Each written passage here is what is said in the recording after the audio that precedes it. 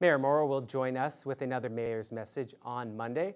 Now I'm joined here by Corey Nordstrom. And Corey, COVID-19 just continues to impact the sports world. Yeah, it's going to have an impact on one of the local teams' upcoming season. We'll have more after the break.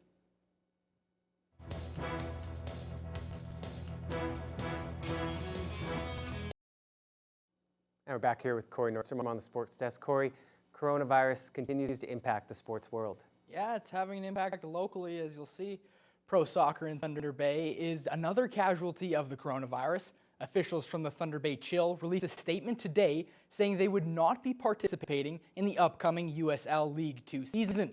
The Chill are joined by Winnipeg's FC Manitoba, who will also sit out the 2020 campaign with travel restrictions complicating cross-border competition. We caught up with Chill President Tony Calistro on what went into the decision and the disappointment in a lost season. With the health concerns of COVID-19, we as a club just determined that, in the best interest of our players, our fans, that it just wasn't going to be viable for us to be in any part, whatever happens for 2020 in the USL 2, that we won't be a part of it for this year. It's a new world that we're living in now, and I'm just hoping that we'll get to some kind of normalcy, that we can get back. It's bittersweet, obviously. We were really looking forward to moving to Chapels this year, and we had a strong contingency of players coming from all over the world. So we really worked hard in the off season, to make sure that we were able to really get back to those playoffs. But this is where we're at, and we had to make some tough decisions, but I know it's the right decision. It's just something that we just can't be a part of for this year, Well, the biggest sporting event of the year has already been postponed due to the coronavirus, and there's growing worry about it happening altogether. With the COVID-19 pandemic continuing to spread in Japan, the Tokyo Olympic Games that have already been pushed back 1 year may still be in trouble, according to Olympic officials. Speaking through an interpreter at a remote news conference, Tokyo Organizing Committee CEO Toshiro Muto said, "I don't think anyone would be able to say if it is going to be possible to get it under control by next July or not. And we certainly are not in a position to give you a clear answer." Last month, the 2020 Summer Olympics in Tokyo were postponed until July 23rd of 2021. A trending topic of late is the fact that leadership in Japan had not taken the virus seriously early on, possibly leading to these statements from Olympic organizers. Moving to baseball, the Major League season has already been impacted by COVID-19, but there is talk of restarting the season in an unorthodox and condensed fashion. It's being reported that the league is looking to play the regular season in a split between ballparks in Arizona and Florida. The season would take place in the venues that Major League squads play their Cactus League and Grapefruit League spring training games in, and the Major League parks in Phoenix, Miami, and Tampa Bay. This would mean realignment for the 30 teams with new divisions and leagues based on a team's new geographical location. And if the world wasn't dealing with the COVID-19 pandemic, households across the country and world would be tuning in to the biggest golf tournament of the year, which was scheduled to begin today. The Masters will not be hosting their 84th edition of the tournament until November, with officials postponing the Augusta tournament and Women's Amateur. ESPN's Wright Thompson shares his feelings on the break in tradition. Everything is quiet in Georgia today.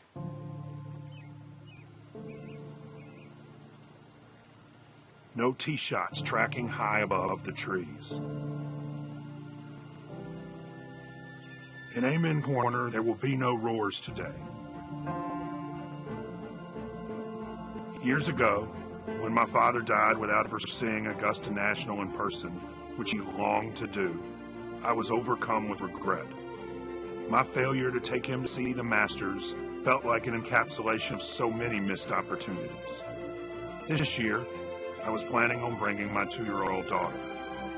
So while we think of the doctors and nurses who are risking their lives to save strangers because they took an oath, a reminder of what it means to be a citizen and of the social contract we make with one another when we sing the national anthem, it feels appropriate to ask why a golf tournament matters.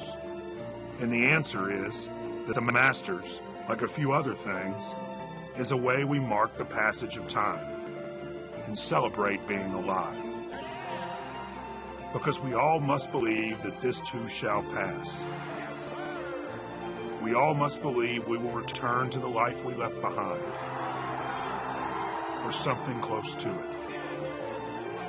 Right now, it is encouraging, maybe even essential, to believe that there will be a Masters. There will be roars again.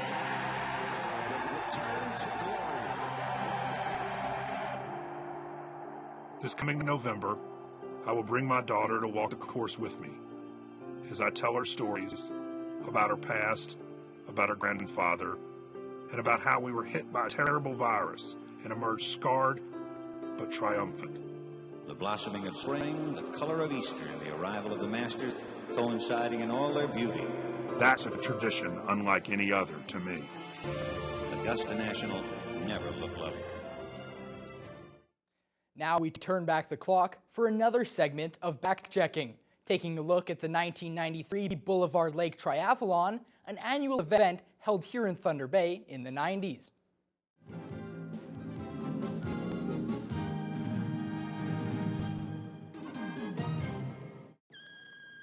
The triathlon competitors started off with a 1.5-kilometer swim around Boulevard Lake. After this first stage, Michael Coote for the men and Jody Taylor for the women led going into transition to the bikes, and apparently had trouble from then on. Michael Hay and Barb Siegel both came out of the water in third spot, but took charge on the 40-kilometer cycle portion down Lakeshore Drive. Siegel took the lead for the women near the turnaround when Taylor had bike problems. Hay passed Coote and Gareth Jones to take the lead for the men, but was followed closely by Dave Haryu. Hay held onto a slim lead going through the 10K run, finishing 1 minute ahead of Haryu with a time of 1 hour, 49 minutes, and 40 seconds. Well, it took definitely a tough bike ride out there because Dave Hardy was breathing down my shoulders, so I had to ride tough for sure. Men's winner Mike Hay and runner-up Dave Haryu are not only roommates at Lakehead University, but they both beat the course record by over 2 minutes today. Haryu, who beat Hay in a race last week, says the two have a friendly rivalry going. He'd had a good race. I wasn't too far behind him off the bike, 24 seconds, so if I would have had a good run, I could have easily won if I felt a little better, but it was good. Women's winner Barb Siegel had a slim lead over last year's winner Susan Hay on the bike portion, but won handily because of her strong performance in the run. Astonishingly enough, this race was a first for her. Yeah, it's my first triathlon, but I trained pretty hard for it. Yeah. And what was the hardest part of it for you? The run, the first 5K, but the second 5K was pretty good. Siegel finished with a time of 2 hours, 18 minutes, a good 7 minutes ahead of Hay, who says her running still needs some work to beat Siegel. She had a really strong bike leg. I knew, because she's a lifeguard, that she'd have me coming out of the water. And if I couldn't catch her on the bike, I know she's been training hard, I probably couldn't catch her on the run. Along with the three-person teams who competed, around 12 women and 40 men completed this grueling event, often called the true test of endurance. They've got that right. Jonathan Wilson, TBT Sports.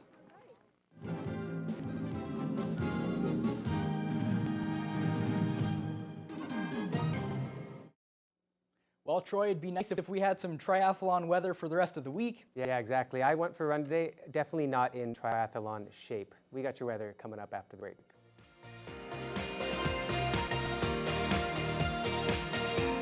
So, Corey, it's going to be quite an odd Easter weekend coming up here. Yeah, well, I mean, the kids are going to know all the good hiding spots in their homes. They've been at home for a while now. Yeah, and you heard Trudeau say maybe we're going to have to Skype our turkey dinners, which I don't think that's happened too often, but Yeah. maybe you can still smell it through the camera perhaps, I don't know. Let's hope so. Yeah, anyways, that's all the time we have.